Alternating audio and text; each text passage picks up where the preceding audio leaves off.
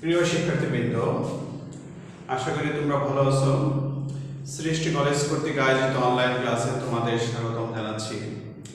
আজকে উচ্চতর গণিত দ্বিতীয় পত্র সপ্তম অধ্যায় কনিক্স পরাবৃত্তের উপর একটি ক্লাস নেব। লেকচারটি তোমরা ভালোভাবে অনুসরণ করো। ইতিপূর্বে আমি একটি ক্লাস নিয়েছি, সেখানে পরাবৃত্ত সম্পর্কে আমরা আলোচনা করেছি। পরাবৃত্তের আদর্শ সমীকরণ এর বিভিন্ন যেমন শীর্ষবিন্দু স্থানাঙ্ক কি, উপকেন্দ্রের স্থানাঙ্ক কি, অক্ষরেখার সমীকরণ কি, রেখাক্ষরেখার সমীকরণ কি, এইসব নিয়ে আলোচনা করেছি। দুইটি গাণিতিক সমস্যা নিয়েও আলোচনা করেছি। আজকে দুই তিনটি গাণিতিক সমস্যা নিয়ে আলোচনা করব। লেকচারটি ভালো করে অনুসরণ করো। প্রিয় শিক্ষার্থীবৃন্দ, এখানে একটি পরাবৃত্তের সমীকরণ দেওয়া আছে। এই সমীকরণ থেকে শীর্ষবিন্দু স্থানাঙ্ক কি, উপকেন্দ্রের স্থানাঙ্ক কি, উপকেন্দ্রিক লম্বের দৈর্ঘ্য কত, অক্ষরেখার সমীকরণ কি, নিয়ামক রেখার সমীকরণ, এগুলো আমাদের নির্ণয় করতে হবে।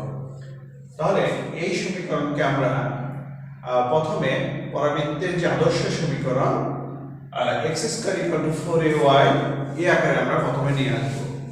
5x² + 30x + 2y + 59 = 0।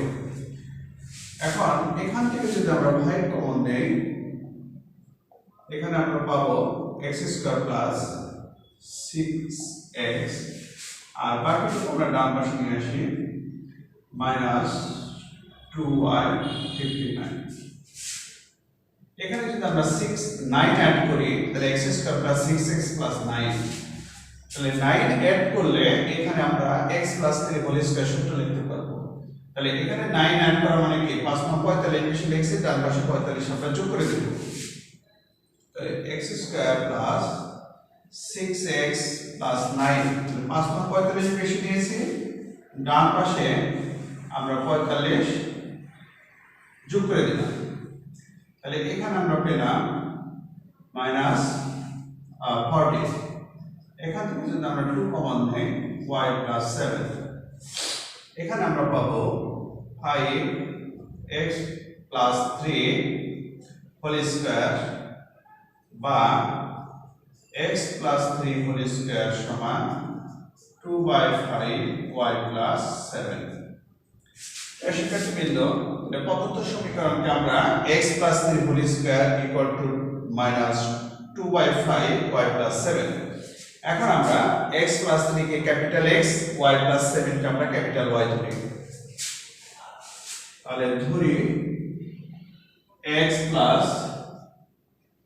3 সমান ক্যাপিটাল X এবং y + 7 সমান ক্যাপিটাল Y। তাহলে এগুলো যদি আমরা এখানে বসাই তাহলে আমরা x² - 2/5y পেলাম। এখন দেখো পরাবৃত্তের আদর্শ সমীকরণ একটা আছে x² = 4ay, আরেকটি পরাবৃত্তের সমীকরণ হচ্ছে কি x² = -4ay, আরো আছে y² = 4x, y² = -4x। এখন আমরা যদি আমরা দুইটা সমীকরণের ক্ষেত্রে স্থানাঙ্ক এবং সমীকরণগুলো জেনেছি। আমরা যদি চারটি সমীকরণের ক্ষেত্রে স্থানাঙ্ক সমীকরণ জানতে চাই, আমাদের অনেক কিছু মনে রাখতে হবে।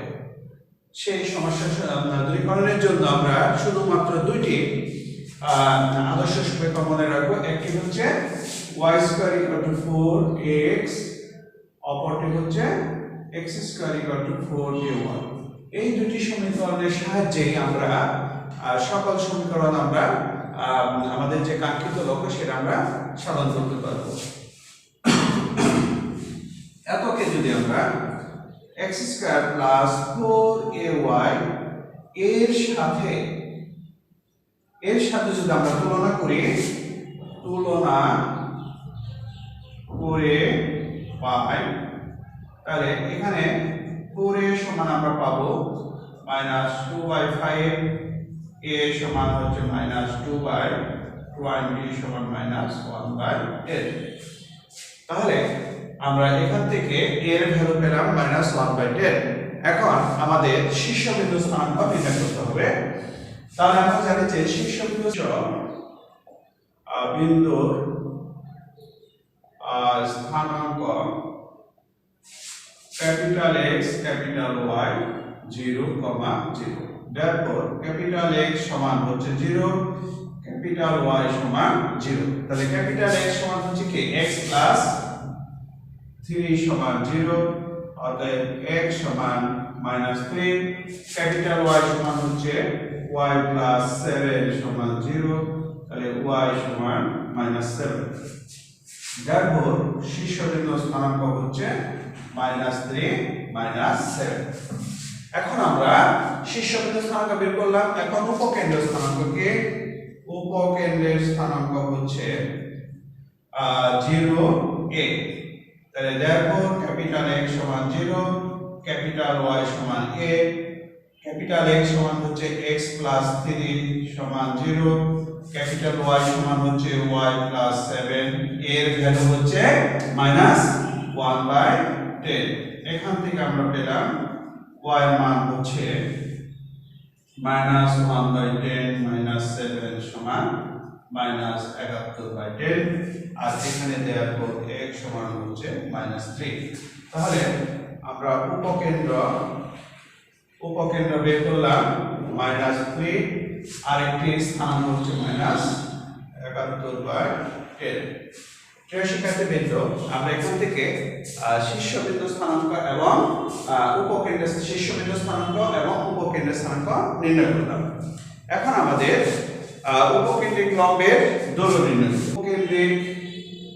উপকেন্দ্রিক লম্বের দৈর্ঘ্য সমান পরমান 4 তাহলে উপকেন্দ্রিক লম্বের দৈর্ঘ্য হচ্ছে পরমান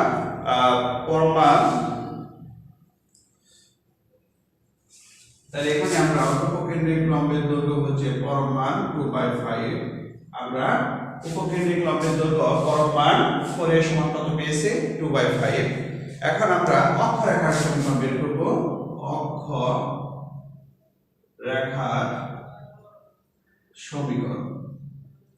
অক্ষরেখার সমীকরণ হচ্ছে x = 4ay এই ক্ষেত্রে অক্ষরেখা আমাদের চিত্র যদি আমরা একটু ফলো করি এই হচ্ছে আমাদের চিত্র অক্ষরেখাটা হচ্ছে y অক্ষ বরাবর তাহলে x সমান হচ্ছে 0 তাহলে অক্ষরেখার সমীকরণ হচ্ছে x সমান 0 তাহলে আমরা ক্যাপিটাল X সমান 0 তাহলে x plus 3 = 0 অক্ষরেখার সমীকরণ বের করলাম এখন নিয়ামক রেখার সমীকরণ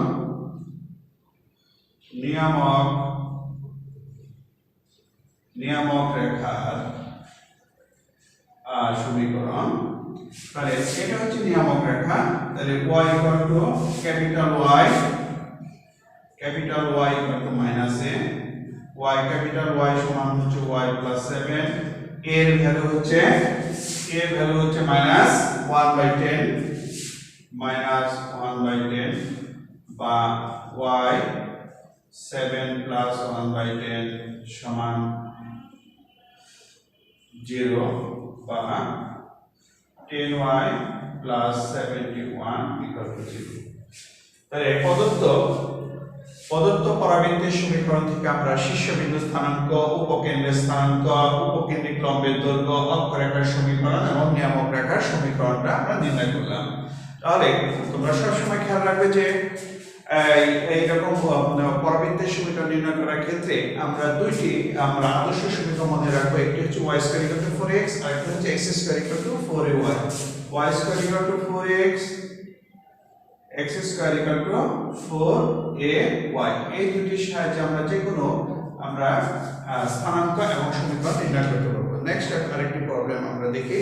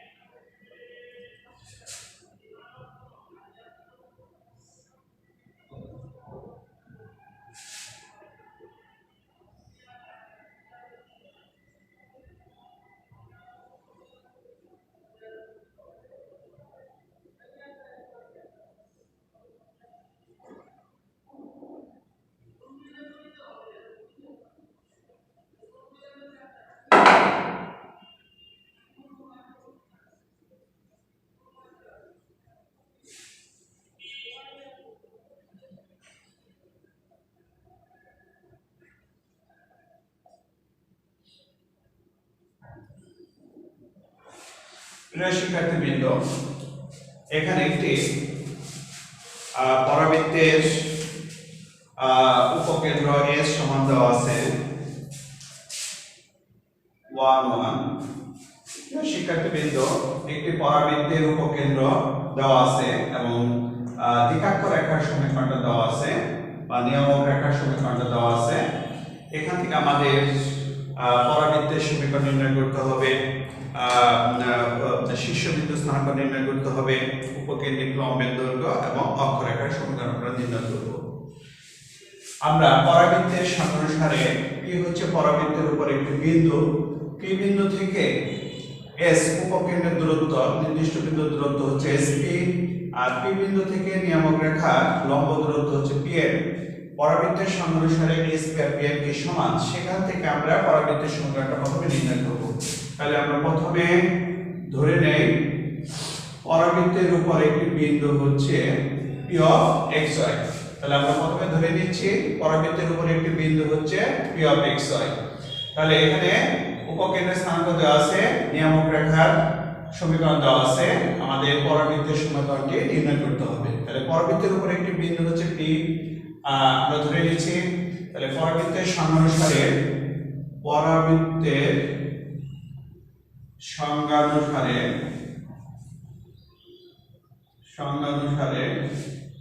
SP সমান হচ্ছে PM।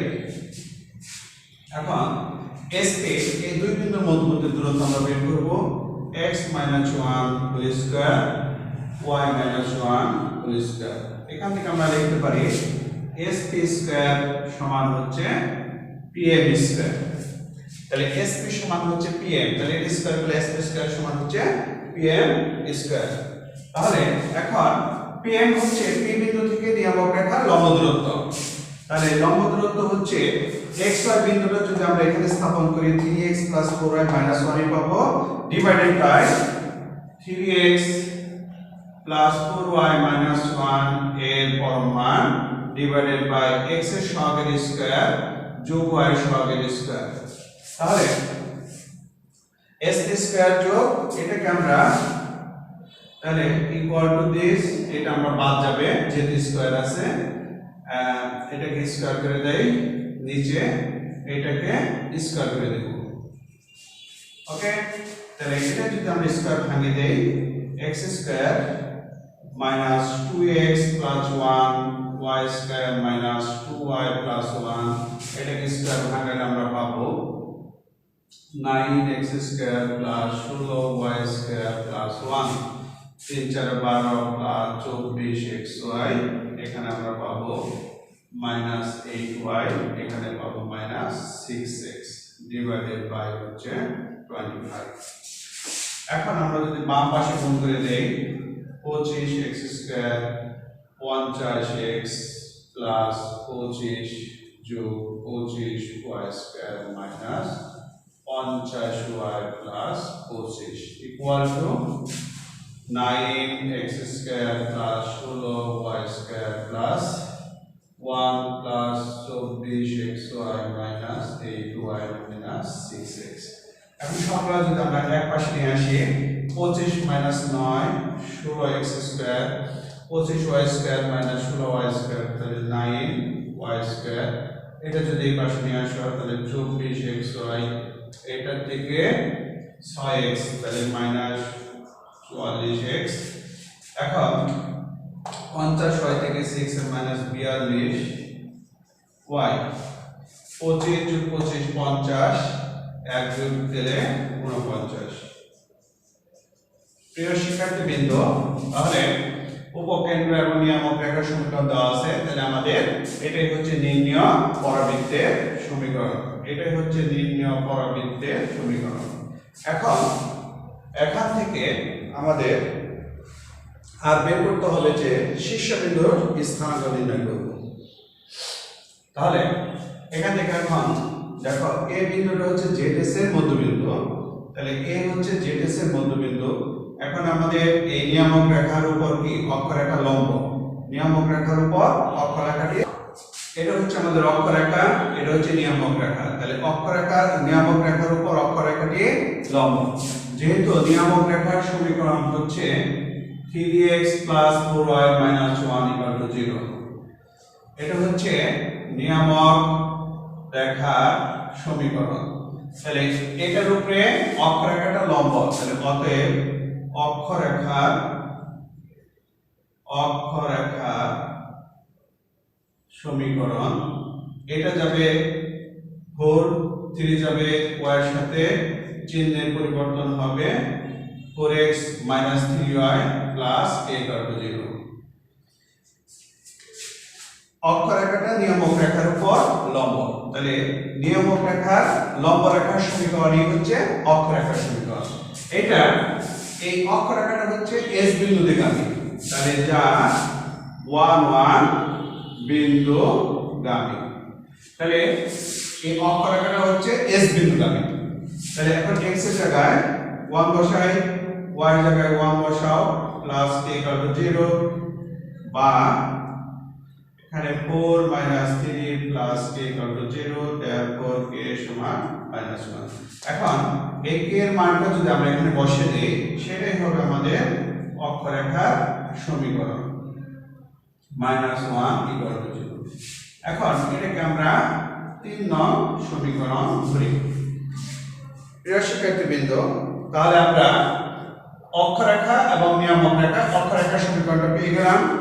অক্ষরেখা এবং নিয়ামক রেখা কি, এটা z বিন্দুতে সেট করে, তাহলে 1 এবং 3 এই দুইটা সমীকরণ সমাধান করে আমরা এই z বিন্দু স্থানাঙ্ক নির্ণয় করব। তাহলে 1 ও 3 সমাধান করে আমরা z বিন্দুর স্থানাঙ্ক নির্ণয় করব। তাহলে এই দুইটা সমীকরণ সমাধান করে 1 ও 3 নং এর সমাধান বিন্দু z, তাহলে এই দুইটা সমীকরণ সমাধান করে আমরা z বিন্দু স্থানাঙ্ক পাবো 7/25 1/25। এই দুইটা সমীকরণ সমাধান করে আমরা z বিন্দু স্থানাঙ্ক, এই দুইটা সমীকরণ সমাধান করে আমরা z বিন্দু স্থানাঙ্ক পেলাম 7/25 1/25। এখন আমরা এই শীর্ষবিন্দু স্থানাঙ্ক নির্ণয় করব। যেহেতু a হচ্ছে এই জেডএস এর মধ্যবিন্দু, জেডএস এর মধ্যবিন্দু, আমরা জেড বিন্দু স্থানাঙ্ক ধরে নিলাম আলফা বিটা। এই জেড বিন্দু স্থানাঙ্কটা আমরা ধরে নিয়েছি আলফা বিটা। তাহলে যেহেতু a হচ্ছে জেডএস এর মধ্যবিন্দু, তাহলে মধ্যবিন্দু স্থানাঙ্ক আমরা কিভাবে নির্ণয় করি? ভুজদ্বয়ের যোগফল বাই 2 যোগ পরিবদ্বয়ের যোগফল বাই 2, সেখান থেকে আমরা মধ্যবিন্দু স্থানাঙ্ক নির্ণয় করতে পারি। তাহলে s এর 1 যোগ আলফা বাই 2 সমান হচ্ছে জেডএস।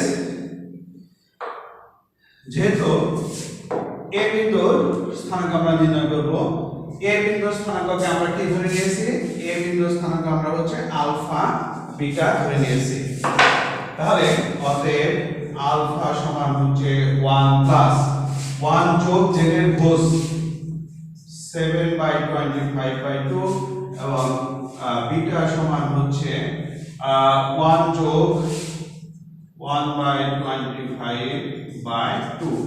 তাহলে এখান থেকে আমরা পাচ্ছি 16/25 আর এখানে পাচ্ছি 13/25। তাহলে আমরা z বিন্দু স্থানাঙ্কটা পেয়ে গেলাম। তাহলে a বিন্দু স্থানাঙ্ক আমরা পেয়ে গেলাম। তাহলে এটাই হচ্ছে আমাদের a বিন্দু স্থানাঙ্ক। তাহলে a সমান হচ্ছে 16/25 13/25। তাহলে a বিন্দু স্থানাঙ্ক আমরা কিভাবে নির্ণয় করেছি? জেডএস এর মধ্যবিন্দু হচ্ছে a, তাহলে ভুজদ্বয়ের যোগফল বাই 2 কোটিদ্বয়ের যোগফল বাই 2। এখন আমাদের উপকেন্দ্রিক লম্বের দৈর্ঘ্য, আমরা যে পরাবৃত্তের সমীকরণটি নির্ণয় করলাম সেখান থেকে 4a এটা নির্ণয় করা খুব কঠিন, ঠিক আছে? সেক্ষেত্রে আমরা s বিন্দু থেকে এই নিয়ামক রেখার লম্ব দূরত্ব বের করব। তাহলে সেখান থেকে আমরা 4a সমান হবে 2 ইনটু az। তাহলে এটাই হচ্ছে আমাদের উপকেন্দ্রিক লম্বের দৈর্ঘ্য সমান 2 ইনটু hz। আমরা জানি যে উপকেন্দ্রিক লম্বের দৈর্ঘ্য সমান হচ্ছে পরমান 4a। আমরা যে পরাবৃত্তের সমীকরণটা নির্ণয় করলাম সেখান থেকে এই এর ভ্যালুটা 4a কে আলাদা করা খুবই কঠিন কাজ। তো সেখান থেকে আমরা উপকেন্দ্রিক লম্বের দৈর্ঘ্য s ইনটু s বিন্দু থেকে নিয়ামক রেখার লম্ব দূরত্বের দ্বিগুণই হচ্ছে আমাদের উপকেন্দ্রিক লম্ব।